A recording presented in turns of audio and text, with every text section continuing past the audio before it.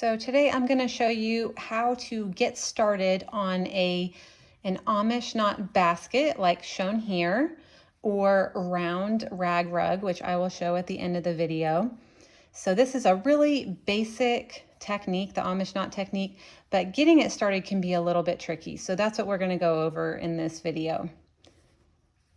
So in order to do that, you will need a clothespin and some painter's tape. A clipboard can also work in place of the clothespin and painter's tape. Some needles that have a large eye, so a jumbo yarn needles work really well for this, or even safety pins or paper clips can work as well. Basically, you just need a large eye that's big enough for your fabric strips to go through. So these are about 2 inches wide.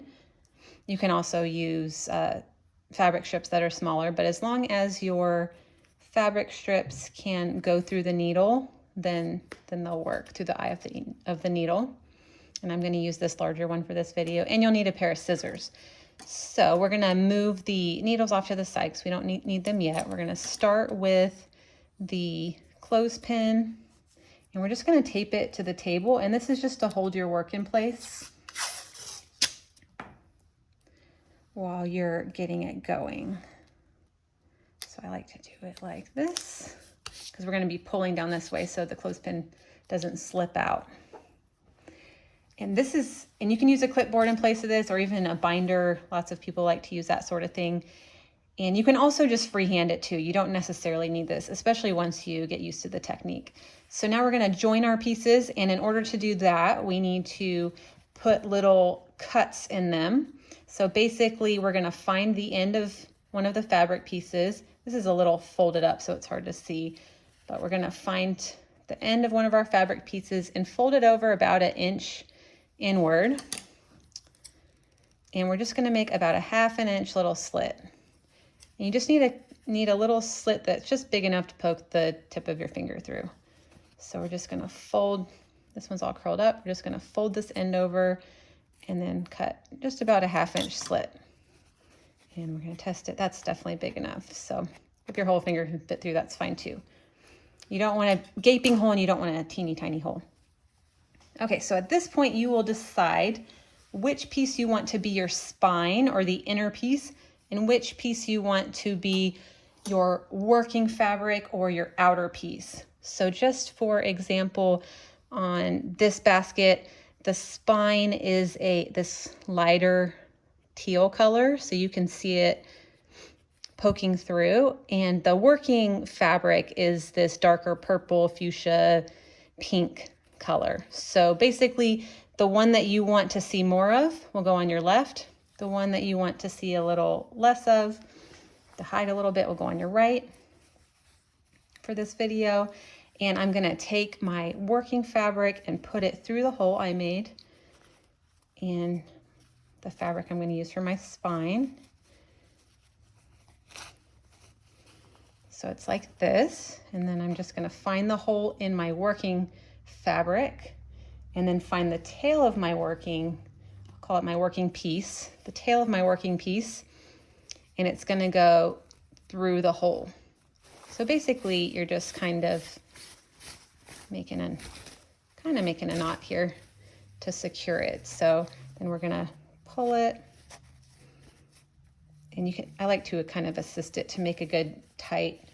You don't want to pull it too hard though, because it can tear, but I like to pull it just where it feels nice and secure. But don't yank really hard, it can tear. Okay, so that's our join, and that's the same type of join we will do throughout the whole project. So now we are gonna put that knot into our safety pin. Our spine is just gonna go straight down. That's why it's called the spine. It just kind of lies flat the whole time as you go. And the working fabric is the one that's looping around and doing all the work. So if you've ever made friendship bracelets or have done macrame, this first part will be very familiar to you. I'm just cutting my working yarn. Don't do this not my working yarn, but my working fabric. Don't do that to yours. I'm just doing it so it will fit in the frame so that you can see it a little easier. So basically we're gonna make a half hitch knot. We're gonna make 4 half hitch knots. So our working piece is going to make sort of the shape of a 4 with the spine. It's gonna come over the spine. Then we take the tail and it goes under the spine. And then the tail is going to go back over itself, basically, to make a half hitch knot. And here, I like to make them, these first few knots, pretty tight, but not so tight that I can't fit just the tip of my finger in. So if you want to take it out and just kind of tighten it, you can. You don't want big gaping holes. So I just like to be able to fit the tip of my finger through. I'm going to put it back under there, and we're going to make 3 more of these, so 4 total. And we're making the shape of the number 4 here. So working piece makes the shape of the number 4. Then we grab the tail, it goes under the spine, and then over that loop that we made to make our half hitch knot. And make sure that these, do whatever you can to tighten it down. If you have to take it out of the clothespin or whatever. Okay, 2 more. Number 4, and under and over. So the half hitch knot made like this in the sort of a friendship bracelet style will start to curl, kind of twist around. So just make sure you keep them flat. You want them to be very flat. And 1 more. This is our 4th one. There we go. 4 half hitch knots that I can just fit just the tip of my finger through. And they're a little tight together, so they're not super far apart. And now we don't need this anymore. So it is possible to do this first part just on your fingertips. So once you get the hang of it, you can just do these half hitch knots on your fingertips and get your rug started that way, or your basket or whatever you're making. So this next part, this I think is the trickiest part. Even though you're doing the same sort of thing, it's a little tricky because you're sort of, you're rotating everything and putting it into a round shape. So let's see. So we have our fabric pieces on the right and we have our first knot on the left. And we are going to curl this around so that the first and last knots line up. And then we're going to just kind of get our fabric strips oriented here. So the spine, all it ever does, whatever color you choose as your spine, it's always just going to lie against your previous stitches that you made in the stitches you made in the previous row. So here, this is just showing where I'm still at right here. So first knot made, last knot made, those go together. I'm gonna hold those with my right thumb and index finger, and the spine is just gonna kind of follow along as we go and just lay against the stitches of the previous round. I'm gonna hold it all with my left hand to get this started. And here's my working piece.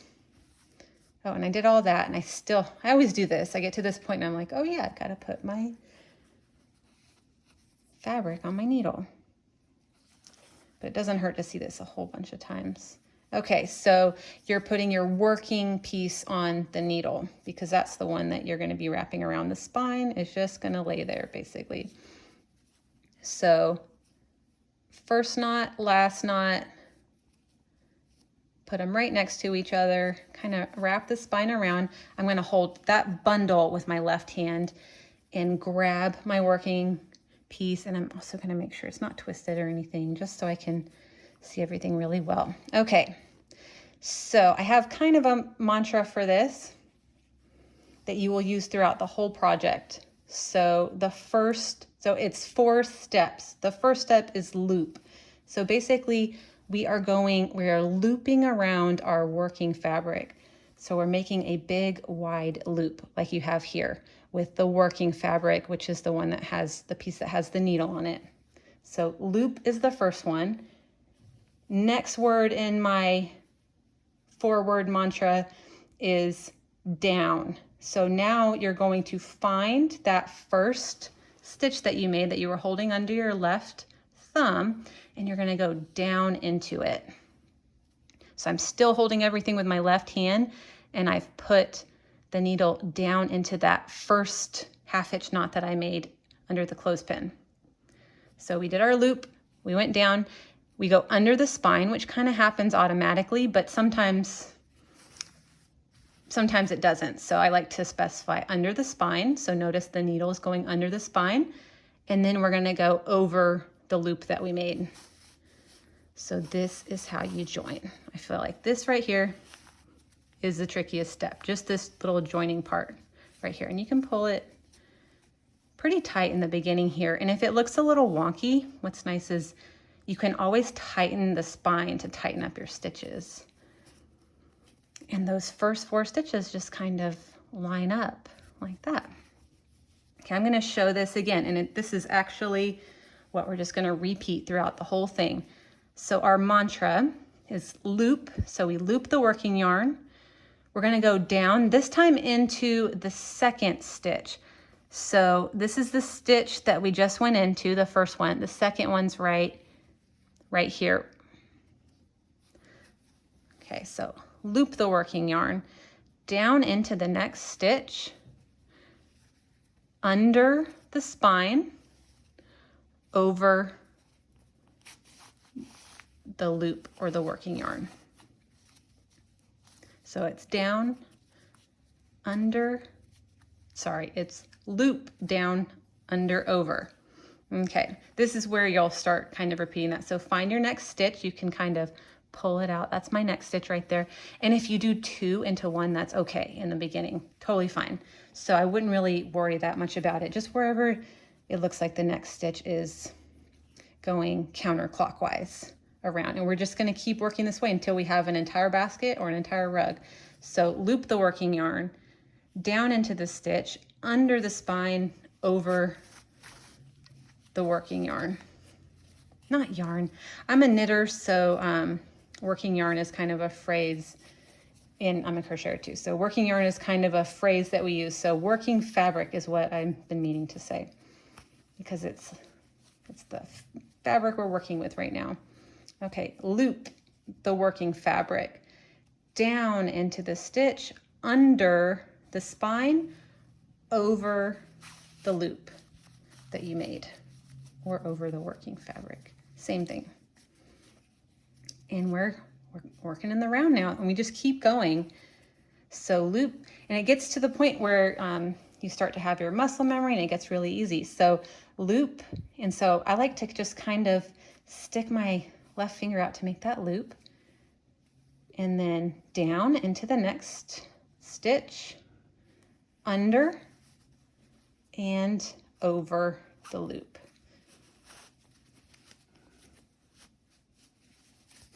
And look at how nice that's looking already.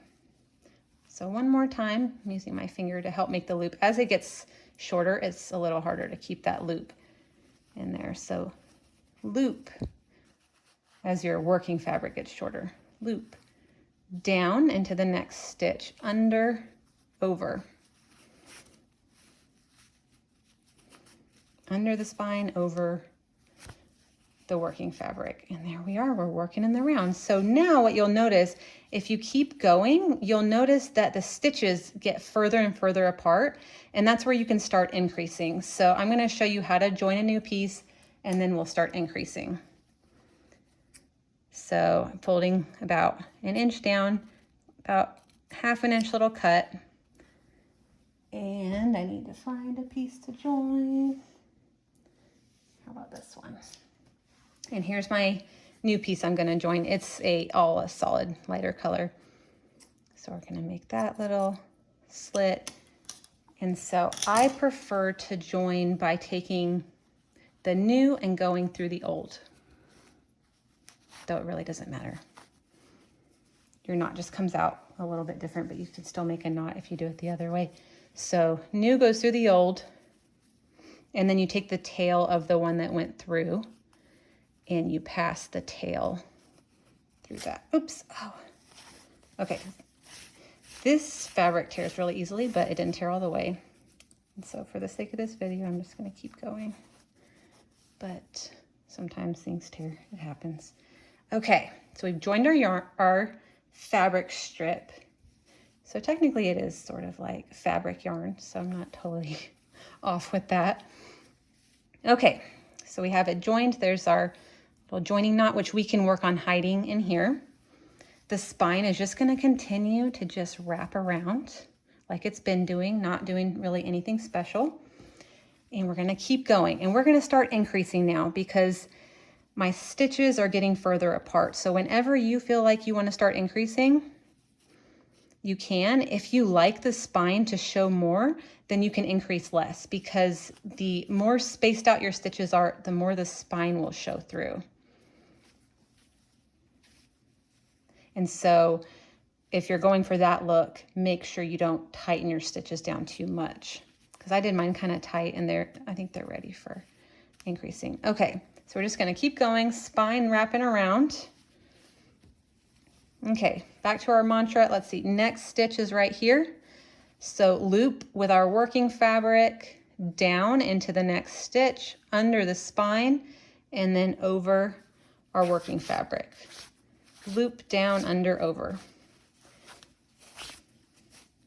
See, and there's my knot. Might get caught. I'm just going to help it through a little bit. Okay, and right here, yeah, I'm going to do an increase because I have space. So this is the same stitch, and I have space for an increase. So that means 2 stitches in one stitch into the same stitch, basically. So I did my loop down into the same stitch for an increase, under the spine, over the working fabric. And the reason I say over the working fabric is because sometimes people just pull it, and if you don't go over the working fabric, what happens is you might tighten and then get to this sort of thing where it just pulls through. So if that ever happens, just stop and take a deep breath, open it up. So there's a little loop there, and then make sure you're going over the loop and not just pulling it tight before you've gone over the loop to secure it. So this is just sort of just a blanket stitch, and I hid my knot right there. It's going to be on the back, so the back will have like kind of all the little pieces sticking off. It'll be the more shaggy side. Okay, so here's my big loop down into the next stitch, which is this purple piece right here, under the spine, over the working fabric, and tighten.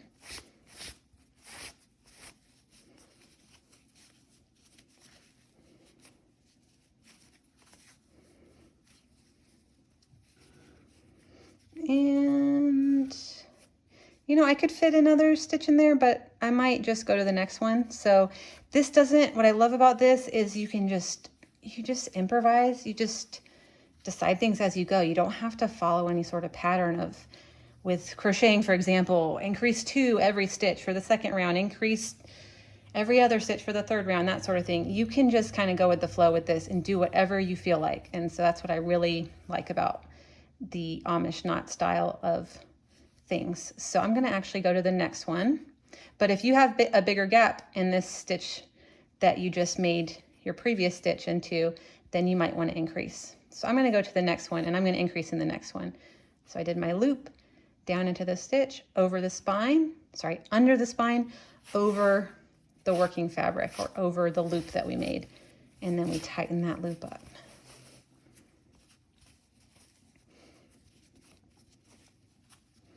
Okay, I'll do one more. So loop it around, down into the same stitch for an increase, under the spine, over the loop, or over the working fabric. And we have started our bowl or our rug, whatever round shape we want to make, we've gotten it started. And it's very repetitive after this. So basically you just keep going, and whenever your stitches get too far apart, you can increase. So some people will do where they wait until they get far enough apart, and they will increase every stitch in the whole round. But what I like to do is spread them out. So I will wait until I need to increase, and then I'll do maybe every third stitch or every fourth stitch, just depending on, it also depends on the size of the circle. So in the beginning, you will need to increase more. And as you get further out, you won't need to increase as much. So just be looking at the next stitch. If it ever looks like it's getting kind of long, that tells you that you need to increase. And so you can just randomly disperse your increases as well. It's all up to you. And you can just do this and experiment and discover how you like to do it. And you don't have to follow any certain way. So that's what I love about these. They're kind of meditative. They're kind of like mandalas sort of thing. And adding new colors is really fun. And sometimes colors I don't think will look great do look great. And so it's just fun to just try things out. So I'll just show you real quick a couple of rugs that I have made that I'm working on. So this one was just some tie-dye fabric with a bunch of blue sheets. And I, towards the end, started to experiment with some red. And that's how that came out. That was the first one I did. And then over here, I'm still working on this one. And there's my basket of strips. And this one just kind of has all my favorite colors. And I'm just kind of working on it here and there when I have a chance. They do take a long time, but I just work on it when I feel like it, and I enjoy it that way. So I hope you enjoyed this video, and I hope you have fun with this technique.